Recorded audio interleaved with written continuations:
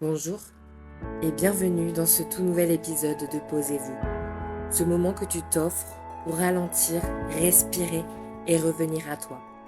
Je suis Charline et aujourd'hui, on va parler de ce lien si intime entre le corps et les émotions. Pourquoi certaines émotions se gravent dans notre chair? Pourquoi parfois un simple mot ou un souvenir réveille une douleur, une tension, une sensation étrange? Et surtout, comment apprendre à écouter les messages du corps avec douceur, curiosité et bienveillance? Alors, installe-toi confortablement, ferme un peu la porte de ton monde extérieur et prends ce temps juste pour toi. Nos émotions ne se logent pas seulement dans notre tête, elles traversent tout notre être, du souffle jusqu'à la peau.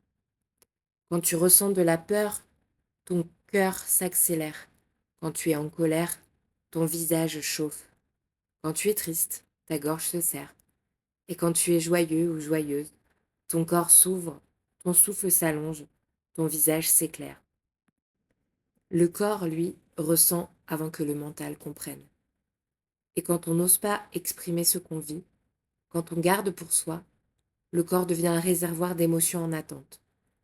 C'est un peu comme si ton corps disait, puisque tu ne peux pas le dire, je vais le montrer.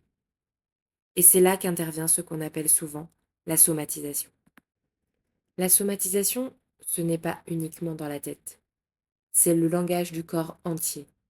C'est ce moment où une émotion non digérée cherche à exister autrement.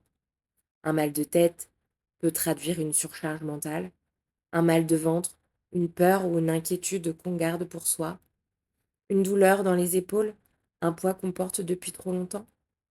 Le corps est un messager, pas un ennemi. Et plus on le fait taire, plus il crie fort, alors qu'en réalité, il cherche simplement à être entendu. Et s'il y a bien un endroit du corps qui nous parle fort, c'est notre ventre. Il est un lieu fascinant. On l'appelle aujourd'hui notre deuxième cerveau, car il abrite plus de 200 millions de neurones. C'est ici que se digèrent nos aliments, mais aussi nos émotions. Le ventre ressent tout, la peur, la colère, la joie, la tristesse. C'est souvent là que se logent les émotions qu'on n'a pas su exprimer. Et tu sais, beaucoup de personnes n'aiment pas qu'on touche leur ventre. Ce n'est pas anodin. Le ventre, c'est une zone de grande vulnérabilité. Quand on refuse qu'on y accède, c'est souvent qu'on protège une part de soi. Celle qui ressent trop, celle qui a peur d'être vue, celle qui ne se sent pas prête à accueillir tout ce qu'elle contient, celle qui a peur de ses émotions. Apprendre à renouer avec cette zone, c'est réapprendre à se faire confiance, à s'autoriser à ressentir sans se juger. Et quand on comprend que le ventre réagit à tout ce qu'on vit, on réalise que chaque organe a lui aussi une mémoire émotionnelle. Et dans la lecture émotionnelle du corps, chaque organe parle un langage particulier. Le foie est souvent lié à la colère contenue, à la frustration qu'on retient. Les poumons portent la tristesse, le deuil, les non-dits. Les reins résonnent avec la peur, notamment celle du manque ou de l'abandon. Le cœur parle d'amour, mais aussi de déception, de blessures relationnelles. Et le ventre, encore lui, garde tout ce qu'on n'a pas su digérer émotionnellement. Quand on apprend à lire ces signaux, on cesse de voir le corps comme un problème à corriger et on commence à le voir comme un allié à écouter. Et parfois, cette écoute commence simplement par une question. Si ton dos te fait souvent mal, demande-toi, qu'est-ce que je porte en ce moment? Et si c'est ta gorge qui se serre souvent, qu'est-ce que j'aimerais dire mais que je retiens? Ou qu'est-ce que je n'ai pas réussi à avaler? Parfois, rien que poser la question ouvre déjà un espace intérieur. C'est dans cet espace que la libération peut commencer. Et cet espace, on peut le nourrir ensemble grâce à un petit moment d'écoute guidée.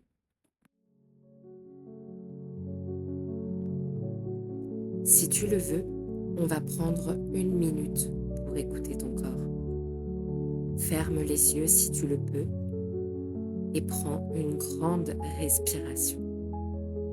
Inspire profondément par le nez. Expire lentement par la bouche. Et maintenant, imagine que tu fais descendre une lumière douce dans ton corps. Elle passe par ta tête, ton front, tes yeux. Observe s'il y a de la tension, de la fatigue ou peut-être du calme. Descends doucement vers ta gorge. Est-ce que l'air passe librement? Est-ce qu'il y a quelque chose que tu retiens? Puis dans ta poitrine, observe ton souffle, ton cœur, tes battements. Laisse-les exister sans chercher à les contrôler. Descends dans ton ventre. C'est peut-être agité, tendu ou au contraire bien calme. Ne juge pas, accueille ce que tu sens.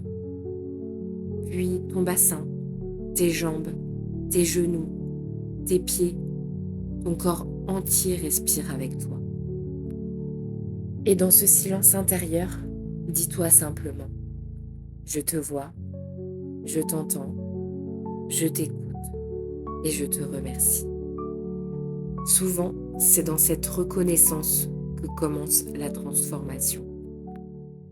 Quand j'accompagne, on prend toujours le temps de discuter, de comprendre ce que le corps cherche à dire à travers ses mots, ses tensions, ses signaux. Parfois, un mot, une émotion ou un souvenir ouvre une porte et on peut alors aller plus en profondeur vers la racine du déséquilibre. On explore ensemble les liens entre ce que tu ressens, ce que tu vis et ce que ton corps manifeste. C'est un vrai chemin d'écoute, de prise de conscience et de libération. À travers la réflexologie, l'énergétique et la parole, on aide le corps à retrouver de la fluidité et parfois à comprendre l'histoire qu'il rejoue. Parce que le corps parle souvent pour une partie de nous qui n'a pas encore été entendue, apaisée, reconnue. Et quand on va chercher la source, il se détend, il se réouvre, il se remet à respirer autrement.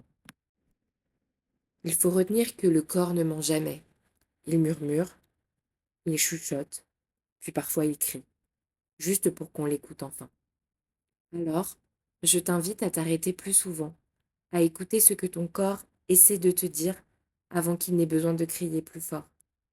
Et si tu ressens que ton corps cherche à te parler, si tu veux comprendre ce qu'il exprime à travers la fatigue, une tension ou une douleur, je t'accompagne avec douceur, à ton rythme, pour remettre du sens, de la paix et du souffle là où c'est figé. Merci d'avoir pris ce temps avec moi et surtout pour toi. N'hésite pas à me partager ton ressenti, ce que tu vis en commentaire. Et n'oublie pas, posez-vous.